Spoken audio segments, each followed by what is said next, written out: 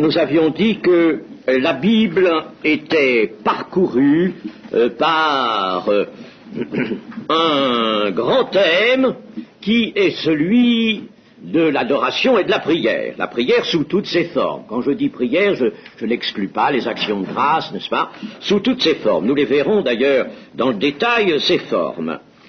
Il y a donc des invitations à la prière.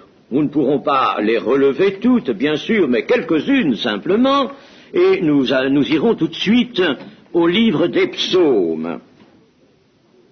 Il y a des choses souvent erronées qui se propagent, qui se disent, et j'ai été assez étonné de lire dans je ne sais plus quel petit ouvrage que autrefois, avant que la venue de Jésus-Christ, on ne priait pas.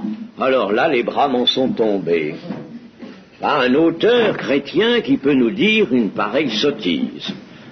On ne priait pas, on ne savait pas prier, mais je vous assure, je voudrais bien que nous sachions prier autant que le psalmiste, dans les 150 psaumes du recueil.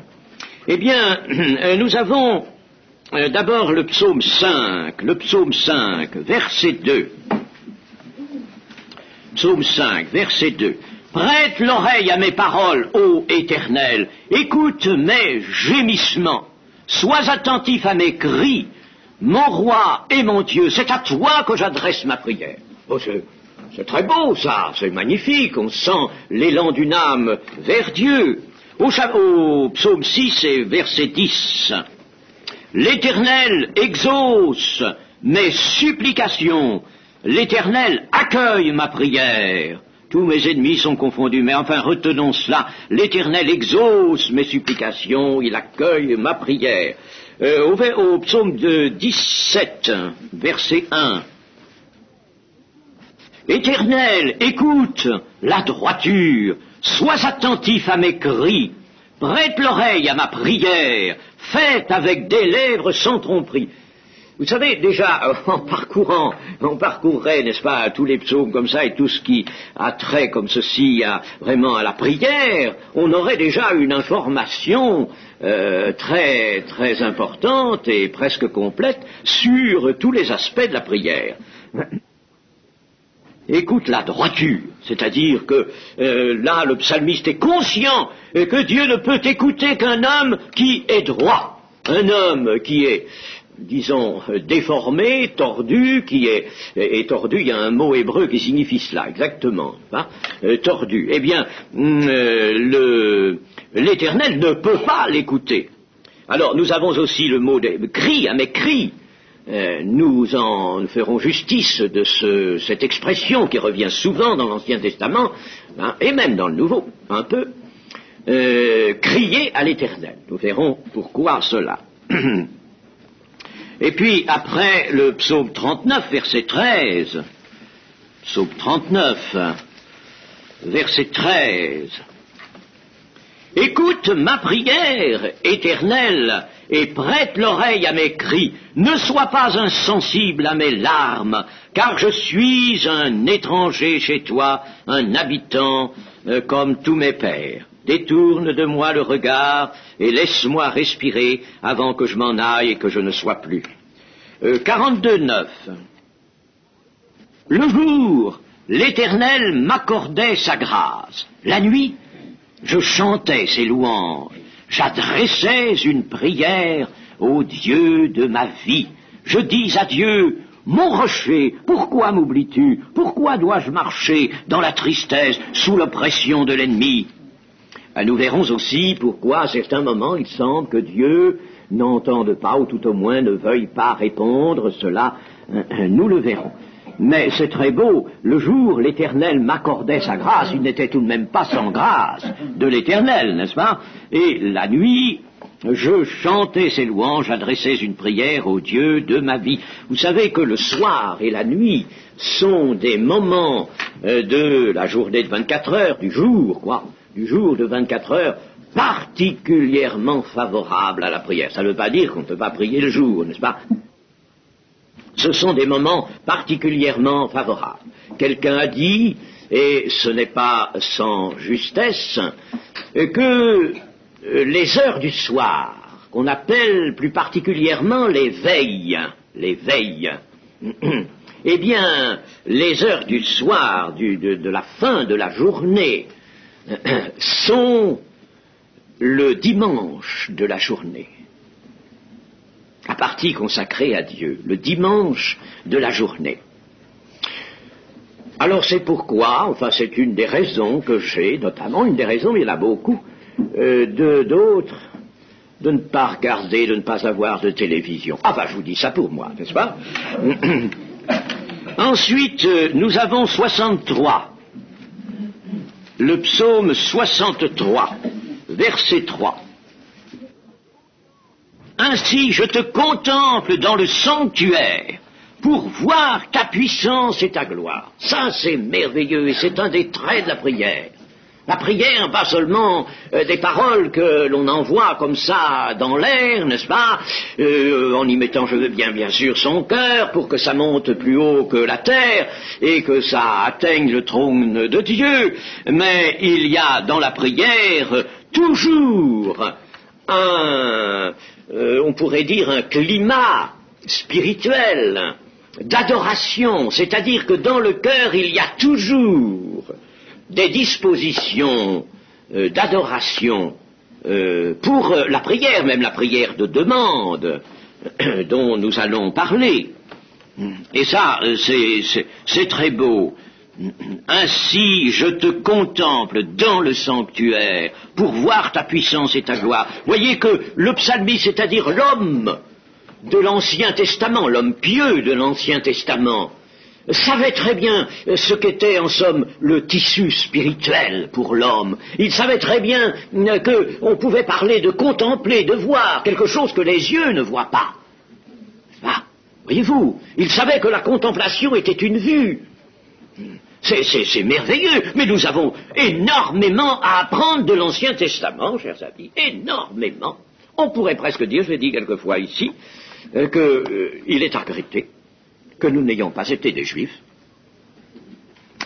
Évidemment, ce n'était pas possible que tout le monde soit juif, n'est-ce pas? Mais efforçons-nous d'être des Israélites de Dieu, Israël de Dieu. Et ne négligeons rien de l'Ancien Testament, n'est-ce pas? Quand on entend quelquefois dire des énormités, l'Ancien Testament c'est pas pour nous. Oh, mes amis, mais c'est une offense à Dieu, ça. C'est une offense. Ancien Testament, c'est pas pour nous, on n'y comprend rien dans la Bible. Mais enfin tout de même, je te contemple dans le sanctuaire pour voir ta puissance et ta gloire.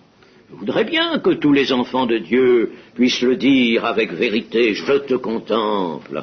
Nous avons parlé ici de la contemplation de Jésus-Christ, la contemplation. Et puis, nous avons le psaume 66, versets 19 et 20. 66, verset 19. Mais Dieu m'a exaucé, il a été attentif à la voix de ma prière. Béni soit Dieu, qui n'a pas rejeté ma prière et qui ne m'a pas retiré sa bonté. Voyez-vous que Dieu n'est pas toujours loin ou toujours sourd aux prières, n'est-ce pas? Et qu'il y a des moments, justement, où il exauce très vite et d'une façon magnifique et parfaite. Alors il faudrait que tous les moments soient comme cela, tous les moments de l'existence. Et s'ils ne sont pas tous, il y a des raisons. Il ne faut pas avoir peur de cela, mais il y a des raisons. En tout cas, il y a des moments où l'exaucement est magnifique, vous le voyez, n'est-ce pas? Béni soit Dieu qui n'a pas rejeté ma prière. Et puis le psaume, j'en passe beaucoup, vous savez, le psaume 90, 90, verset 1. Prière de Moïse, homme de Dieu. Moïse, homme de Dieu. Seigneur, tu as été pour nous un refuge de génération en génération.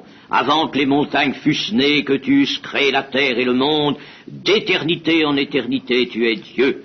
Tu fais rentrer les hommes dans la poussière, et tu dis, Fils de l'homme, retournez, car 1000 ans sont à tes yeux comme le jour d'hier, quand il n'est plus. Vous savez, Moïse était un homme d'un grand savoir aussi que Salomon a reçu dans sa sagesse des connaissances très étendues dans bien des domaines évidemment de la vie, de la biologie, de la zoologie. Il parlait sur les plantes, les animaux, mais Moïse, lui, a surtout parlé sur les éternités, on peut dire, les éternités. Il a vu l'étendue des temps.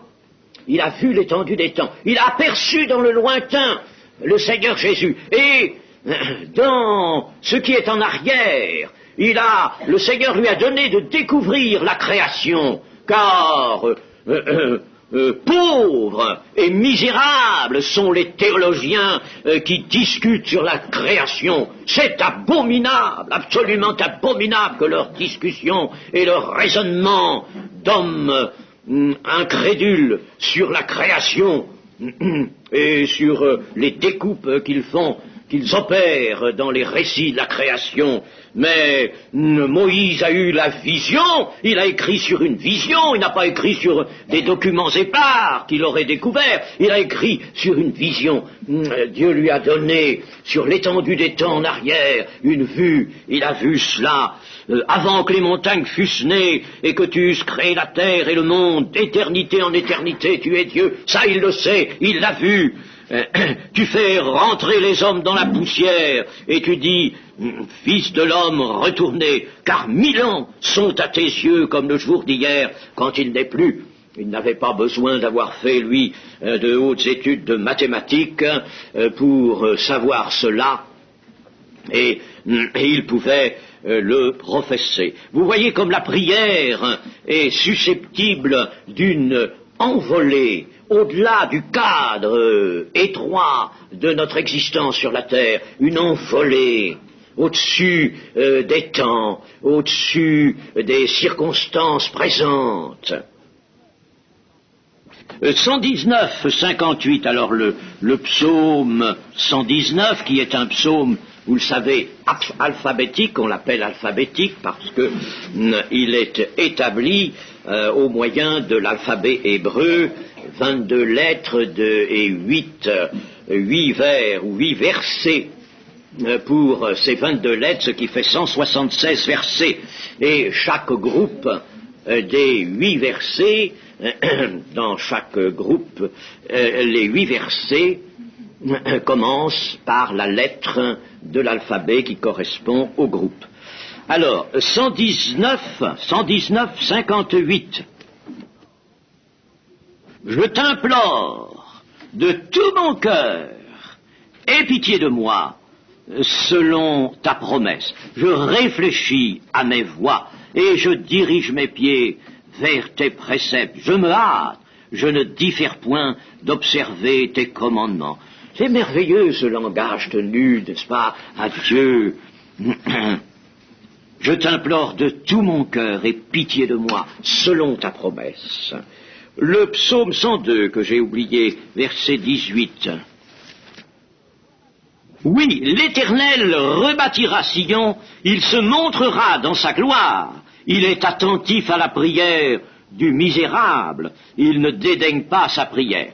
Misérable n'a pas le même sens, c'est une traduction simplement, ça en français, ça n'a pas le sens qu'on prête à ce mot. Maintenant, c'est celui qui, ça peut être le misérable, ça peut être un homme à qui rien ne manque. C'est tout simplement celui qui sait que l'homme est misérable, que l'homme a une misère avec lui depuis la chute, n'est-ce pas? Il est plongé dans une véritable misère intérieure, la misère de la mort, n'est-ce pas? Alors c'est ça le misérable, ce n'est pas celui qui se traîne sur les chemins en mendiant son pain, n'est-ce pas?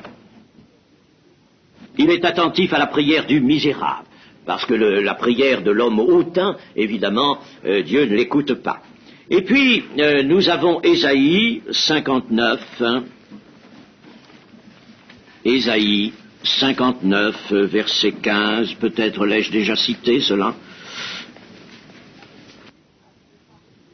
La vérité a disparu et celui qui s'éloigne du mal est dépouillé. L'Éternel voit d'un regard indigné qu'il n'y a plus de droiture, il voit qu'il n'y a pas un homme, il s'étonne de ce que personne n'intercède, alors son bras lui vient en aide et sa justice lui sert d'appui. Il s'étonne de ce que personne n'intercède. C'est une invitation, cela, vous voyez, puissante à la prière. Comment? Mais il n'y a plus personne, je n'entends plus personne intercéder. Qu'est-ce que cela veut dire? La terre est muette, est devenue muette. Il n'y a plus personne qui prie pour les autres. Plus personne. Il n'y a plus de cœur sensible, il n'y a plus de cœur dans l'affliction.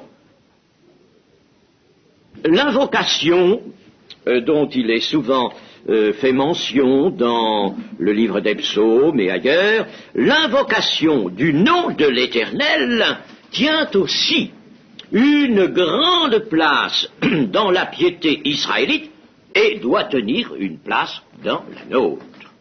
Hein? L'invocation du nom de l'Éternel. Pourquoi le nom de l'Éternel? Eh bien, parce que nous ne pouvons pas voir l'Éternel. Nous le verrons quand nous serons dans le corps nouveau, pas avant.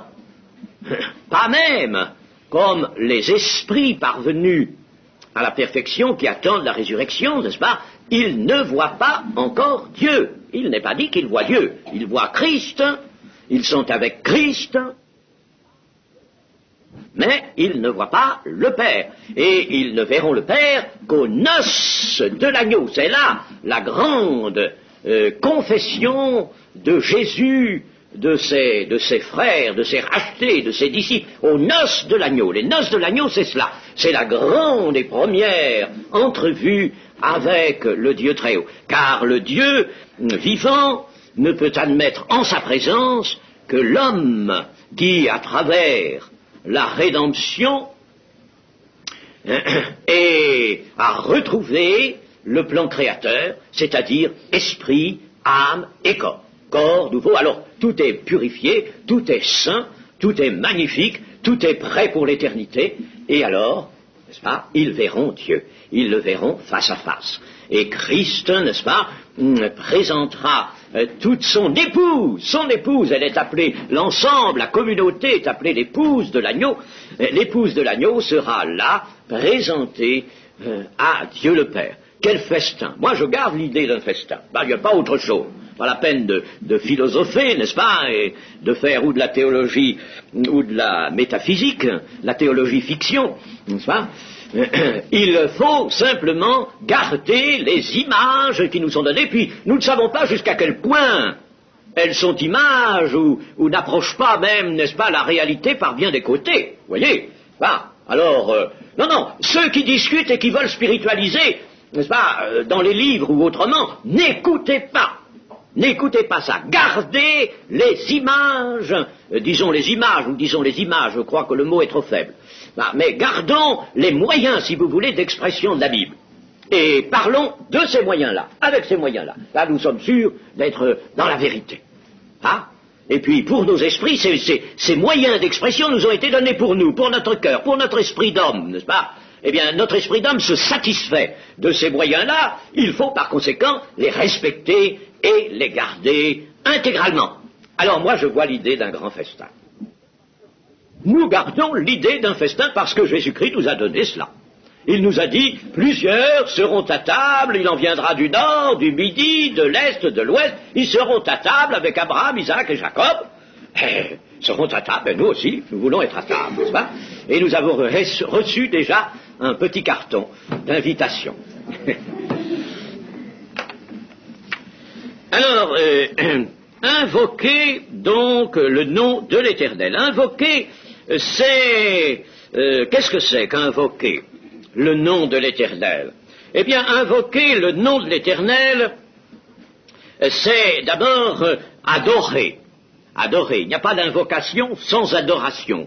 Il faut donc, n'est-ce pas, un cœur disposé à l'adoration pour pouvoir vraiment invoquer. Et puis, l'invocation par elle-même, c'est de reconnaître Dieu pour maître et de l'appeler à son secours. Voilà tout ce qu'il y a dans l'invocation. Invocation, parce qu'il faut tout de même savoir le sens des mots qu'on emploie. C'est un mot connu, mais dans le fond, on demanderait à beaucoup quel est le sens d'invoquer. ce serait bien hésitant. Alors, il faut savoir. Il faut tout de même avoir, n'est-ce pas, un petit peu le sens des mots principaux qu'on emploie. Alors, je répète, n'est-ce pas, dans un sentiment donc d'adoration, c'est d'abord reconnaître Dieu pour maître. Alors il y a cette crainte filiale là, dans cette reconnaissance de Dieu pour maître, parce qu'on a le sentiment de l'énorme différence entre le Dieu très grand, le Dieu très haut, le Dieu très puissant, et puis la pauvre petit ver de terre que nous sommes, n'est-ce pas?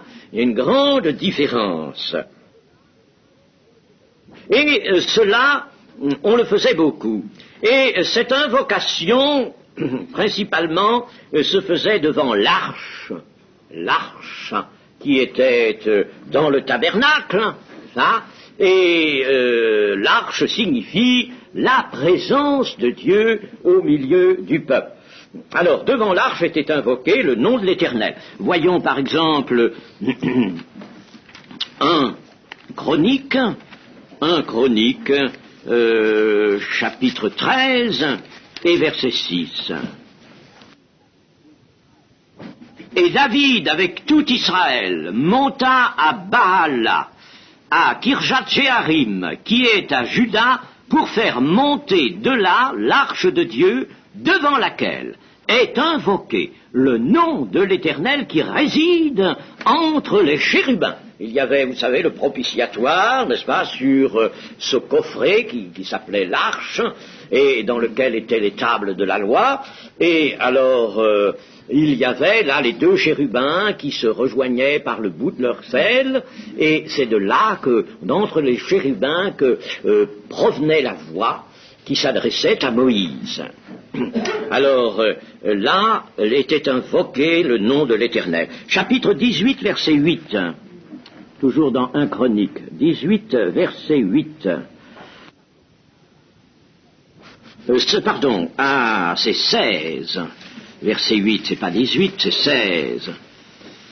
Louez l'Éternel, invoquez son nom, faites connaître parmi les peuples ses hauts faits, chantez en son honneur, parlez de toutes ses merveilles, glorifiez-vous de son saint nom, que le cœur de ceux qui cherchent l'Éternel se réjouisse. Ayez recours à l'Éternel et à son appui, cherchez continuellement sa face, souvenez-vous des prodiges qu'il a faits, de ses miracles et des jugements de sa bouche. Chers amis, encadrez ça, bien vite. Et ne perdez jamais ce passage-là. Et moi je l'avais perdu tout à l'heure, parce que je croyais qu'il était dans le verset 10, dans le chapitre 18. Eh bien c'est dommage de perdre cela. Hein, il ne faut pas le perdre. Hein. C'est magnifique. Alors nous pouvons dire ceci, n'est-ce pas, c'est que si l'Israélite, dans sa piété, l'Israélite, vraiment qui était Israélite d'appartenance et de cœur, eh bien, si l'Israélite pouvait écrire cela, recevoir cette invitation de Dieu, n'est-ce pas, recevoir une telle invitation de Dieu, y acquiescer, n'est-ce pas, eh bien, à plus forte raison, nous qui sommes dans le temps de la grâce. Ah, n'est-ce pas? On a souvent, et on nous a un peu éduqués comme cela, souvent mal éduqués d'ailleurs, mal éduqués. Bon, mais enfin ça c'est une autre affaire. On nous a éduqués en nous disant, vous savez, vous êtes dans le temps de la grâce, la dispensation de la grâce de l'Église, vous êtes par conséquent très dégagés de tout ce qui était consigne au niveau terrestre, au niveau matériel pour le peuple d'Israël. Vous êtes très dégagés de cela. L'obéissance d'Israël était très terre-à-terre, très matérielle, mais vous êtes spirituels, des hommes spirituels, et par conséquent, vous devez avoir une activité spirituelle très haute et très grande. C'est assez vrai, mais dire que l'on est dégagé de tout ce qui intéressait le peuple d'Éternel, le peuple de l'Éternel sous les anciennes dispensations, sous la dispensation de la loi, ça c'est une erreur. C'est une erreur, c'est une contre-vérité. Si Éternel devait faire cela, s'il devait louer l'Éternel, invoquer son nom, chanter en son honneur, glorifier le saint nom, et avoir des cœurs qui cherchent l'Éternel en se réjouissant, n'est-ce pas?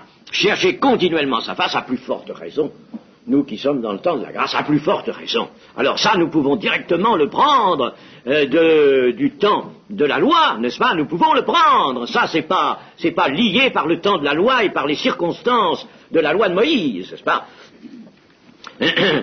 Mais c'est magnifique. Alors voilà une grande invitation qui nous est faite par Dieu pour une prière, et voyez, n'est-ce pas, ce qu'est déjà cette prière.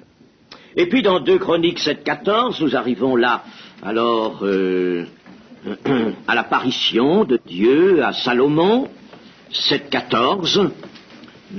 Si mon peuple sur qui est invoqué mon nom s'humilie, prie et cherche ma face, et s'il se détourne de ses mauvaises voies, je l'exaucerai des cieux, je lui pardonnerai son péché, et je guérirai son pays. C'est-à-dire, je guérirai, si vous voulez, et je rétablirai tout ce que je lui ai donné. Le pays, c'était ce qu'avait donné l'Éternel au peuple d'Israël. Alors notre pays, c'est ce qu'il nous a donné. S'il nous a donné le royaume de Dieu, eh bien nous sommes, nous, déjà de cœur dans le royaume de Dieu. Le royaume de Dieu est déjà dans notre cœur. Alors, tout cela doit être net, doit être en bon état.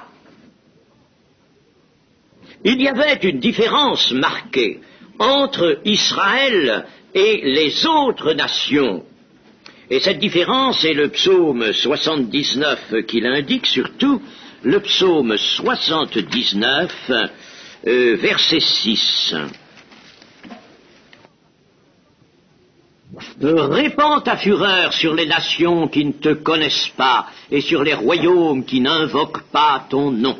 Voyez-vous la différence entre Israël et les autres royaumes, les autres nations, c'était que les autres n'invoquaient pas le nom de l'Éternel. Elles n'invoquaient pas, elles ne voulaient pas. Elles étaient non seulement dans l'incrédulité, mais il arrivait qu'elles étaient obligées de reconnaître, quand Israël était un peuple qui témoignait par sa sagesse, comme dit le Deutéronome, par sa sagesse, n'est-ce pas? Il témoignait qu'il était le peuple de Dieu, rien que par sa sagesse.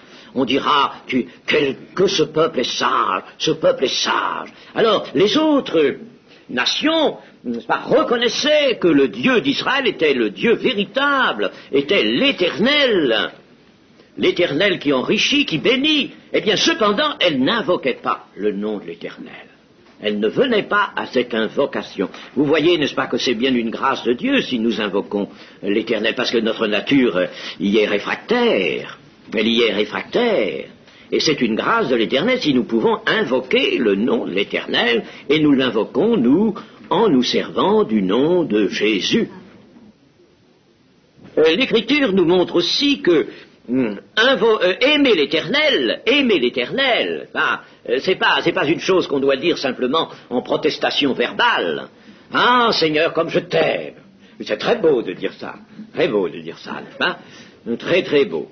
Mais ça suffit pas. C'est très peu de choses. C'est beau, mais c'est peu de choses. Là, il faut aimer véritablement.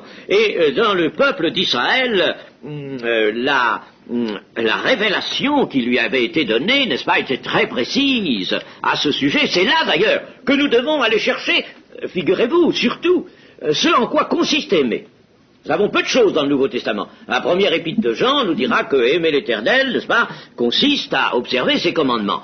Et aimer l'Éternel, nous dira le Seigneur, celui qui m'aime, c'est celui qui garde ma parole. Mais l'Ancien Testament en a davantage. Et on sent que dans le Nouveau Testament, Dieu n'a pas voulu revenir sur ce qu'il avait déjà révélé auparavant à ce sujet. Donc vous voyez qu'il faut que nous allions à l'Ancien Testament. Alors prenons le psaume 116, verset 1. Je vous fais beaucoup tourner vos pages, mais vous savez, il faut s'instruire avec la Bible, n'est-ce pas? Et c'est bien en consultant notre livre, le livre de Dieu, que nous pouvons nous instruire. Et là, nous sommes sûrs de ne pas dévier. Nous sommes sûrs de ne pas nous tromper, n'est-ce pas, avec le livre. Psaume 116, verset 1. J'aime l'Éternel, car il entend ma voix, mes supplications, car il a penché son oreille vers moi. Et je l'invoquerai toute ma vie.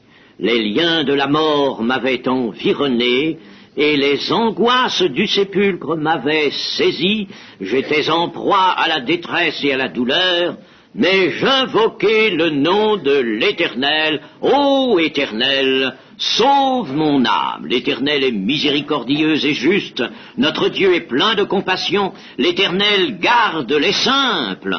J'étais malheureux, et il m'a sauvé. Mon âme, retourne à ton repos, car l'Éternel t'a fait du bien. Oui, tu as délivré mon âme de la mort, mes yeux des larmes, mes pieds de la chute. Je marcherai devant l'Éternel sur la terre des vivants. Comme tout ça, n'est-ce pas, est magnifique, c'est une envolée spirituelle, cela, n'est-ce pas, vers le Dieu vivant. Puissions-nous vivre toujours avec de pareils élans dans notre cœur. J'aime l'Éternel, car il entend ma voix, mes supplications, et celui qui aime l'Éternel invoque le nom de l'Éternel. Ésaïe 26, 13. L'Éternel, notre Dieu, d'autres maîtres que toi ont dominé sur nous. Mais c'est grâce à toi seul que nous invoquons ton nom. Est-ce que nous disions à l'instant, c'est grâce à lui, c'est par la grâce qu'il nous fait que nous pouvons invoquer son nom. C'est grâce à toi seul que nous invoquons ton nom. Car l'amour consiste à invoquer le nom de l'Éternel. Et il nous est montré que Jérusalem est la ville sur laquelle le nom de l'Éternel est invoqué. Ah, cela, n'est-ce pas, en raison des dispositions que Dieu avait prises concernant cette ville, la ville des Jébusiens, au début prise par David, mais Jérémie 25, 29 nous dit, Jérémie 25, 29, car voici, dans la ville sur laquelle mon nom est invoqué, je commence à faire du mal et vous resteriez impunis. Vous ne resterez pas impunis, car j'appellerai le glaive sur tous les habitants de la terre, dit l'Éternel des armées. L'Éternel annonce le jugement, mais Jérusalem reste la ville sur laquelle le nom de l'Éternel est invoqué. Alors nous sommes un peuple sans capitale sur la terre, notre cité est dans les cieux, notre capitale c'est la Jérusalem d'en haut, mais nous invoquons cependant le nom de l'Éternel avec le nom de Jésus, et de Jésus qui, à Jérusalem précisément, dans cette ville, a souffert la mort pour nous, et c'est là que la paix, comme disent les psaumes, c'est là que la paix a été trouvée, c'est là que la paix, c'est-à-dire la vie éternelle, a été donnée aux hommes par le sacrifice du Seigneur Jésus. Sophonie, oui, chapitre 3, verset 9. Je donnerai au peuple des lèvres pures, afin qu'ils invoquent tous le nom de l'Éternel pour le servir d'un commun accord. Ceux qui sont sortis de ton sein, l'opprobre pèse sur eux. Voici, en ce temps-là, j'agirai contre tous les oppresseurs. Je délivrerai les boiteux et je recueillerai ceux qui ont été chassés. Je ferai d'eux un sujet de louange et de gloire dans tous les pays où ils sont en opprobre. En ce temps-là, je vous ramènerai. En ce temps-là, je vous rassemblerai, car je ferai de vous un sujet de louange, de gloire et de louange parmi tous les peuples de la terre, quand je ramènerai vos captifs sous vos yeux, dit l'Éternel. Je crois que l'Éternel le fait, de ramener les captifs sous nos yeux. Eh bien, dans le Nouveau Testament, il y a évidemment des invitations. Celles-là, je ne vais pas les lire maintenant, car nous les trouverons dans la suite de cette étude, des invitations à la prière. Mais reconnaissons déjà ceci, n'est-ce pas? Vous voyez que dans toute la Bible, dans toute l'étendue de la révélation, n'est-ce pas, il y a une chose très nette, n'est-ce pas, invitation à croire. Ça, croire, n'est-ce pas, c'est essentiel, c'est capital, c'est primordial. Puis une invitation à adorer, une invitation à prier et une invitation à aimer. Eh bien, si nous faisons ces quatre choses, n'est-ce pas, nous les faisons, elles s'imbriquent les unes dans les autres, bien sûr, mais si nous les faisons, ces quatre choses, mes amis, nous pouvons dire, nous vivons et nous sommes au Seigneur. Que son nom soit béni.